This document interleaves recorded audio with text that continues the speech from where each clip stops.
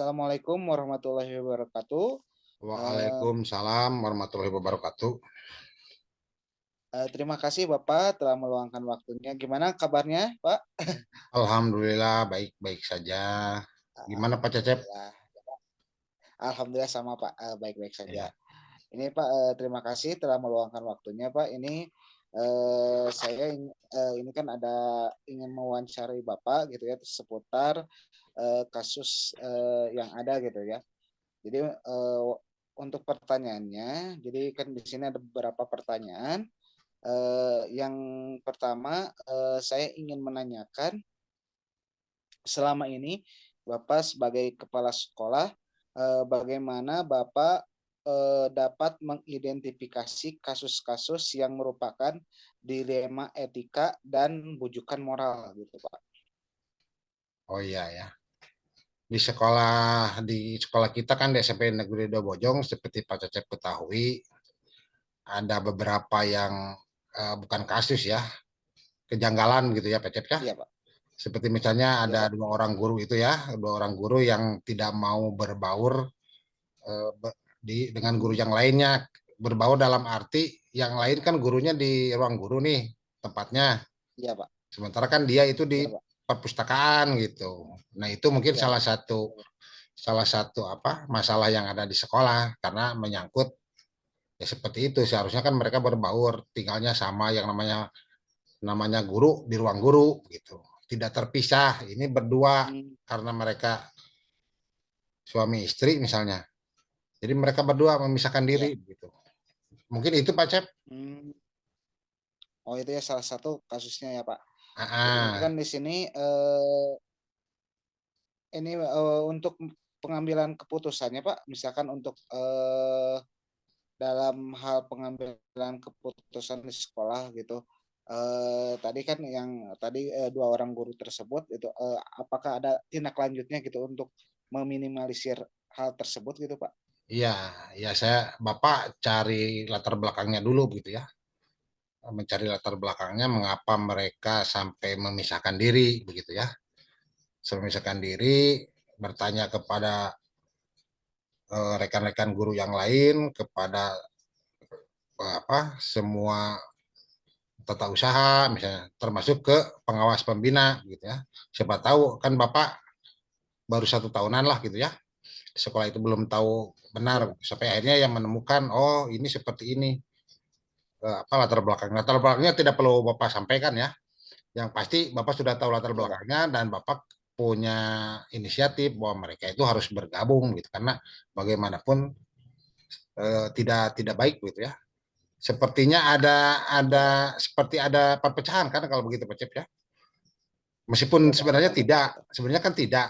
Mereka tetap berbaur Iya. ketika ada acara-acara yang lain, tapi ketika mereka tidak mau Iya Pak. berbaur di ruang guru kan sepertinya ada sebuah konflik gitu ya.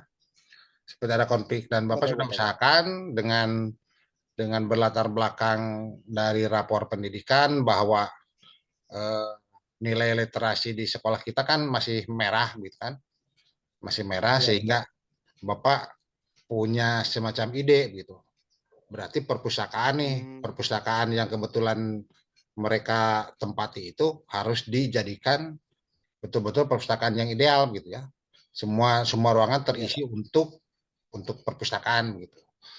Jadi Bapak sampaikan itu kepada mereka supaya mereka pindah gitu ya, Pecep dari ruang pustakaannya. Dan jadi program literasi yang menuntut perbaikan itu salah satunya kan melalui perpustakaan, Pak Cep ya. Iya betul betul Pak. Untuk Memaksimalkan meningkatkan. fungsi dari perpustakaan gitu. Nah, itu jadikan alasan Bapak untuk supaya mereka bisa keluar dan akhirnya akhirnya mereka setuju perpustakaan dibenahi lagi semuanya. Ruangan yang mereka pakai sekarang digunakan untuk administrasi perpustakaan. Jadi betul-betul perpustakaan itu sekarang itu menjadi tempat untuk apa menyimpan koleksi untuk membaca anak-anak dan mereka disarankan untuk pindah ke ruang guru dan mereka kan pindah ke ruang guru gitu ya 1 hari 2 hari mereka pindah ke ruang guru gitu meskipun kenyataannya sekarang Iya Pak. mereka pindah gitu ya ke ruang lab gitu sekarang Iya Pak. gitu ya masih gagal gitu ya. Bukan gagal dalam arti mereka masih punya, nggak tahu lah kenapa tidak mau bergaul di ruang guru itu seperti apa begitu. Meskipun latar belakangnya sudah diketahui gitu ya, tapi mudah-mudahan kedepannya bisa sih Pak Cep ya, bisa mereka berbaur Iya Pak, lagi betul. gitu. Iya Pak. Kan Terus tadi gimana Pak? udah diambil keputusannya Pak. Dalam pengambilan keputusan tadi Pak, apakah yang tantangan yang Bapak hadapi gitu dalam menghadapi keputusan tersebut gitu Pak? Ya ada tantangannya Pak Cep, tantangannya karena mereka mereka awalnya tidak mau pindah gitu ya.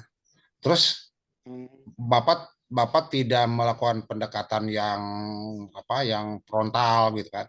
Pendekatan secara halus gitu. Karena mereka berdua pun bagi sekolah penting gitu ya.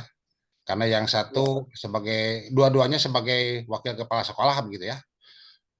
Yang Iya satu di kesiswaan, yang satu di sarana gitu. Mereka juga berkontribusi untuk kemajuan sekolah gitu ya. Tapi ya dari satu sisi memang kan ada yang sesuatu yang kelihatannya tidak tidak baik gitu ya ketika mereka tidak bergaul. iya Pak. Jadi dilematis sebenarnya Pak Cecep ya di Bapak juga. Iya betul. Kalau kalau Bapak biarkan itu kan tidak boleh dibiarkan. Kalau di satu sisi ketika berbicara mereka ada tantangannya, oh mereka itu sebenarnya orang-orang yang cukup penting lah ya karena bisa menggerakkan juga Hmm, sekolah gitu ya. iya Pak. Mereka punya jasa untuk membangun sekolah juga, tapi ya tetap itu harus harus diselesaikan gitu. Itu tantangannya itu mereka sebenarnya mereka orang-orang yang kerjanya bagus dan Bapak tidak mau sebenarnya ketika misalnya nanti dipindahkan tiba-tiba kinerjanya jadi berkurang Pak Cep sebenarnya. Nah itu dilemanya di sana takut ketika mereka dipindahkan kinerja mereka jadi berkurang gitu. Oh iya Pak. Itu tantangannya Pak Cep gitu. Dalam oh itu tantangannya ya Pak. Jadi penurunan kinerja gitu Takut ya ditakutkan ya Pak. takut terjadi penurunan kinerja gitu. Ya. Tadi kan udah pengambilan dalam mengambilkan keputusan tersebut Pak. Jadi dalam menyelesaikan kasus tersebut kan itu termasuk sebuah kasus dilema etika ya Pak. Ya ya. Eh, Apakah dalam proses penyelesaiannya itu Bapak memerlukan sebuah waktu atau misalkan ataukah langsung atau misalkan harus dipikirkan terlebih dahulu gitu Pak untuk penyelesaian masalah tersebut? Ya, perlu pemikiran dulu Pak Cep, tidak bisa semena-mena kita langsung bertindak kan seperti tadi Bapak ucapkan, Bapak cari dulu latar belakangnya, ingin tahu apa latar belakang mereka seperti itu, begitu kan. Nah pasti tidak mungkin lah tidak ada latar belakang gitu kan. Karena yang kita tahu kan di Iya, mana-mana yang namanya guru itu semua berkumpul di ruang guru gitu kan. Mau pagi-pagi, mau istirahat, mau pulang gitu kan. Nah kalau ada yang memisahkan diri kan berarti itu ada sesuatu. Nah itu sudah di Bapak pelajari gitu, itunya apa latar belakangnya. Jadi memerlukan waktu juga Bapak itu ya. Tidak langsung ini gitu cukup lama juga Pak Cep. Bapak berpikir-pikir itu hampir sekitar ya ada hmm, pada awalnya kan tidak jadi masalah oleh Bapak juga. Pada awalnya tidak terjadi masalah, tapi iya, lama kelamaan kan ada saja kan rekan-rekan yang lain yang berbicara gitu. Kurang kurang kurang enak gitu ya, kurang seret di sekolah ketika seperti itu dari iya, rekan-rekan Pak. yang lain bukan mereka syirik seperti syirik karena ada keistimewaan dia mah tinggal di sana bukan tapi mereka mereka tidak mau gitu. Kalau kelihatan misalnya ada tamu tiba-tiba oh ini mah ada yang di sini, oh itu mah ya di situ kan. Nah, padahal kan suasananya sebenarnya mereka bergaul juga gitu kan. Tapi tetap saja kalau orang Iya, lain nanti lihatnya kan takutnya oh di sini seperti ada keretakan gitu kan begitu Pak Cep ya. Sebenarnya padahal tidak ada keretakan juga sebenarnya gitu ya. Makanya yang seperti itu harus diminimalisir, harus dibereskan oleh Bapak gitu. Jadi butuh waktu juga Pak Cep. Ada sekitar 2 mingguan lah saya Bapak berpikir gitu ya untuk mencari solusi gitu. Sampai akhirnya kan menemukan solusi lewat itu lewat perpustakaan yang memang harus difungsikan secara maksimal untuk proses apa literasi gitu. Itu jalan keluarnya. oh iya Pak ya. Jadi memang kan tadi dalam itu salah satunya hal apa yang saja yang selama ini Bapak anggap efektif gitu dalam pengambilan. Jadi apa aja yang Bapak anggap efektif sebagai pengambilan keputusan pada kasus itu, Pak?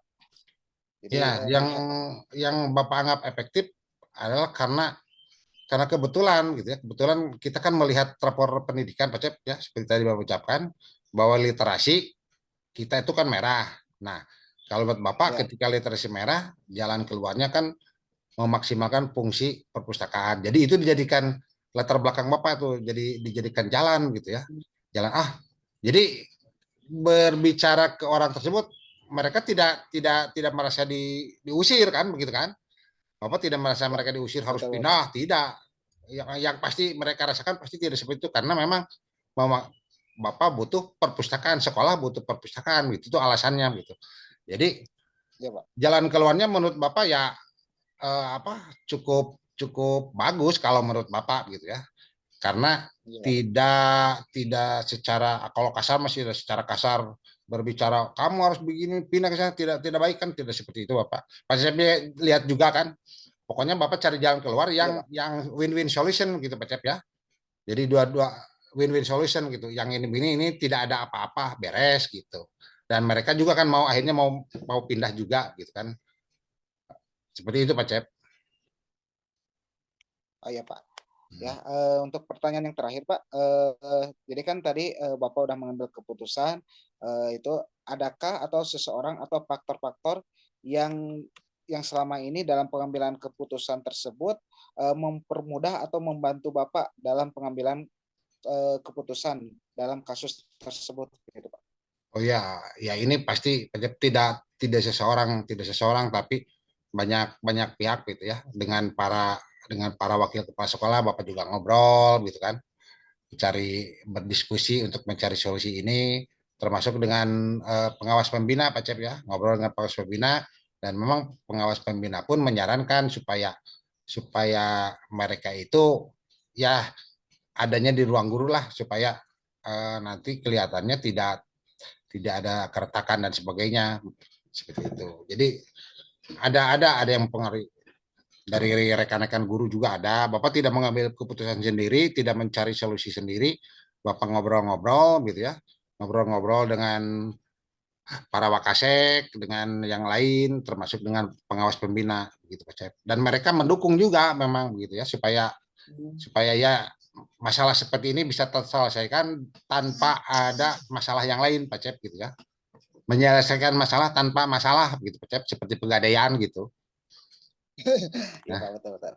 Ya Pak, itu mungkin Pak pertanyaannya telah selesai. Terima kasih ya, Pak atas pengalaman dalam pengambilan keputusannya. Mohon maaf Pak bila ada salah kata.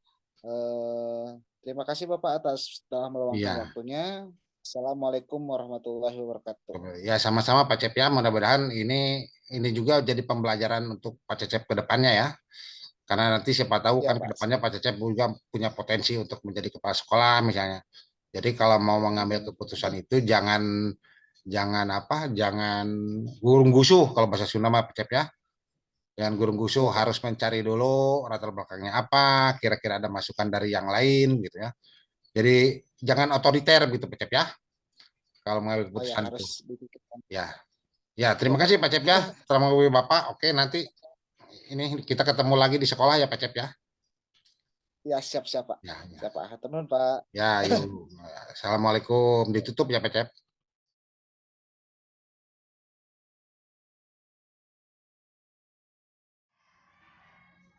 Assalamualaikum Pak Nana. Ya, waalaikumsalam. Bagaimana kabarnya Pak? Alhamdulillah baik, baik, alhamdulillah ya. Ini Pak, kan saya ingin menanya gitu kalau Bapak selaku sebagai kepala sekolah SMP 1 harus sebagai selama menjabat sebagai kepala sekolah, ya, eh, bagaimana gitu Bapak mengidentifikasi kasus-kasus yang merupakan dilema etika atau rujukan moral. Dilema etika ya, Ya Pak. dilema etika dan rujukan Moral. moral. Ya, dilema etika itu, kasus dilema etika itu kan kalau tidak salah kasus yang bersifat positif ya Pak ya. Ya.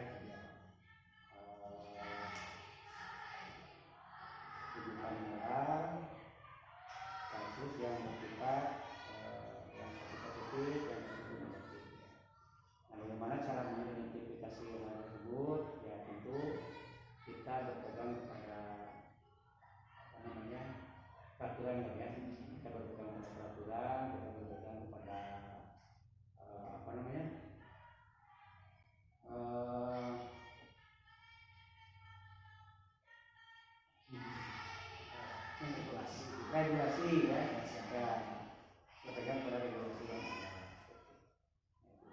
Jadi kita usahakan sebisa mungkin di dalam pengambilan keputusan seperti itu untuk kasus yang eksekutif misalnya kita melihat kebermanfaatannya atau aspek masalahnya mana yang lebih besar. Sementara untuk kasus yang satu lagi Pak, Bujukan moral itu kan sudah jelas ya, itu sudah jelas, tidak perlu dipertentangkan lagi. Selama ini saya selalu berpegang kepada regulasi yang berlaku. Jadi saya sebisa mungkin menghindari lah kasus-kasus yang bujukan moral. Karena bujukan moral itu ya malah bujukan moral kan pasti bertentangan dengan regulasi. Walaupun kadang-kadang itu kita penting misalnya kita butuh misalkan hal itu, tapi selama itu misalnya tidak ada regulasi ya susah mungkin kita hindari. Terima kasih Pak. Selama Bapak untuk pertanyaan selanjutnya, selama Bapak menjabat, bagaimana Bapak dalam menjalankan pengambilan keputusan di sekolah gitu, untuk menghadapi kasus-kasus yang tadi tentang dua dilema etika atau yang dua-duanya sama benar atau sama-sama mengandung nilai kebaikan. Ya memang dilema etika itu memang sulit ya. Sulit satu sisi ya yang ini kalau istilahnya itu kalau sama-sama penting gitu ya. Kalau saya makan ibu penting ya. Kalau saya makan ibu mati ya. Kalau tidak dimakan bapak mati Dilema gitu. Sana nol itu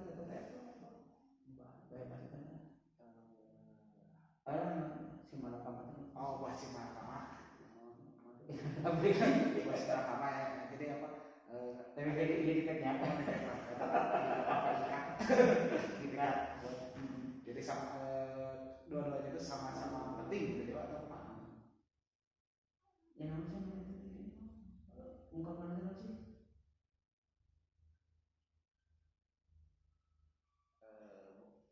Buat si malakama. Ya ungkapannya dimakan ibu mati, tidak dimakan ayam mati.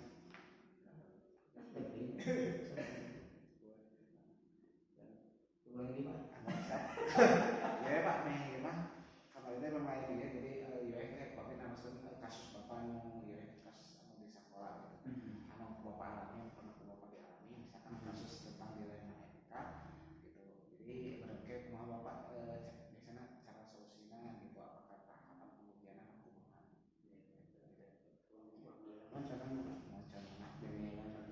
kira-kira kita di sekolah gitu, kalau mau pembahasan aja Pak. Ya, contohnya misalkan anak kelas 9-nya, kelas 9-nya sudah sebentar lagi mau ujian, kemudian misalkan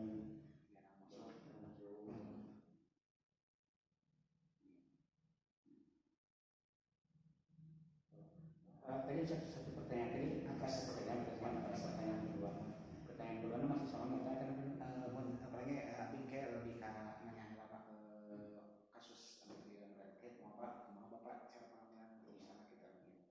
Jadi kasusnya semua. Tadi kan udah dijawab ya Pak pertanyaan sebelumnya. Sekarang untuk yang pertanyaan keduanya, adakah kasus di sekolah yang Bapak pimpin itu yang mengandung dilema etika gitu Pak? Ya. Ada Pak, ya. Ada. Bisa kalau salah satu contohnya? Ya contohnya misalkan begini Pak. Sekarang kan nih sudah mau akhir semester genap ya. Nah, biasanya suka anak-anak, misalnya anak kelas 9 yang mana sebentar lagi mereka mau keluar, mau menyelesaikan pendidikan, tapi jarang masuk ya, tidak disiplin, jarang masuk, ya banyak itulah ya, banyak masalah curang. Nah, satu sisi ya orang tua berharap anaknya tidak dikeluarkan karena sebentar lagi mau ujian. Nah ini maka dari kasus tersebut mungkin yang pertama saya berikan kesempatan ya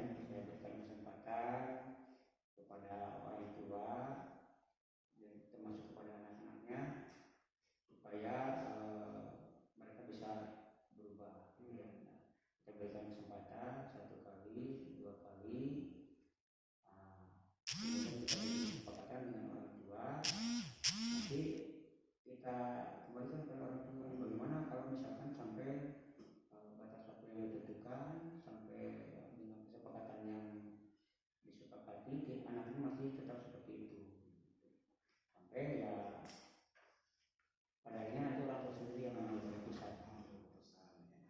Jadi untuk selama ini apakah metode itu efektif, Pak? Kira-kira dari pengalaman Bapak?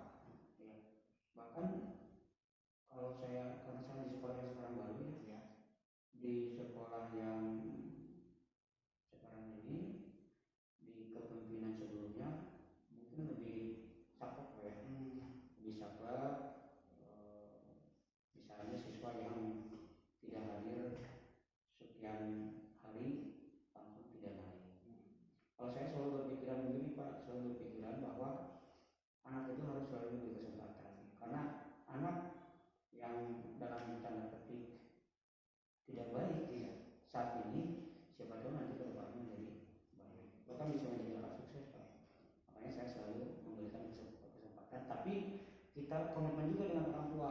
Kita komitmen dengan orang tua.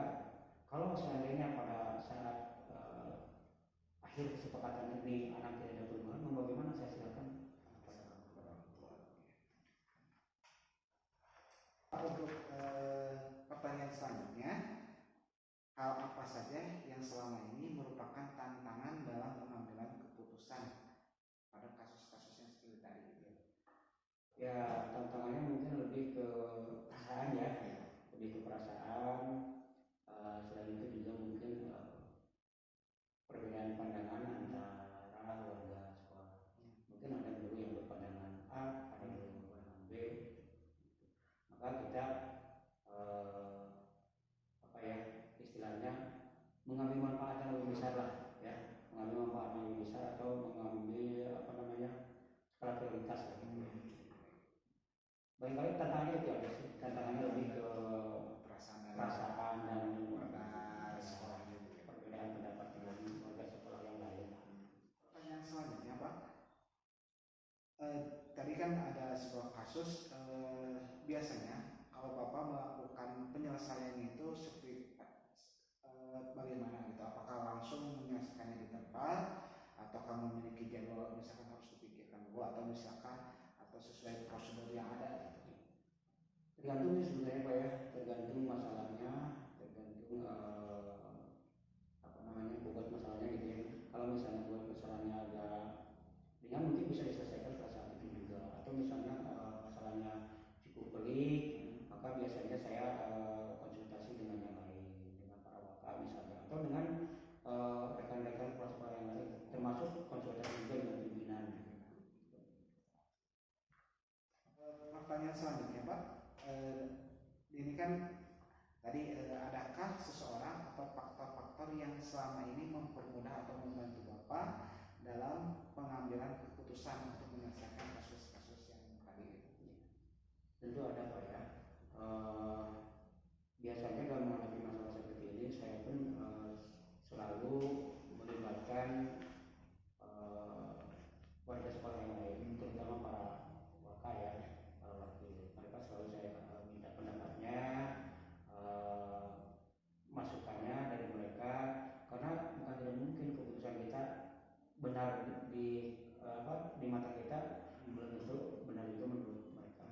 Itu saran-saran dari para waka itu biasanya suka saya minta, termasuk juga dari atasan. Kalau memang masalahnya sangat komplit, misalnya sangat pelik, biasanya saya juga konsultasi dengan rekan-rekan yang lain atau bahkan dengan atasan. Yang terakhir Pak, jadi dari semua yang telah disampaikan gitu ya, jadi ketika Bapak mengambil keputusan gitu ya, dari pengalaman Bapak, apa yang bisa Bapak ambil pelajarannya gitu? Jadi kalau di sini dari semua hal yang telah disampaikan, pembelajaran apa yang dapat Anda petik dari pengalaman Anda ketika mengambil keputusan di rumah etika? Kepentingan yang lebih besar aja Pak. Ya. Jadi dari berbagai kepentingan itu, walaupun semuanya bermanfaat, kita melihat mana kepentingan yang lebih besar, mana yang masalahnya lebih besar, itu yang kita. Jadi diambil yang paling besar masalahnya. Terima kasih Pak atas waktunya.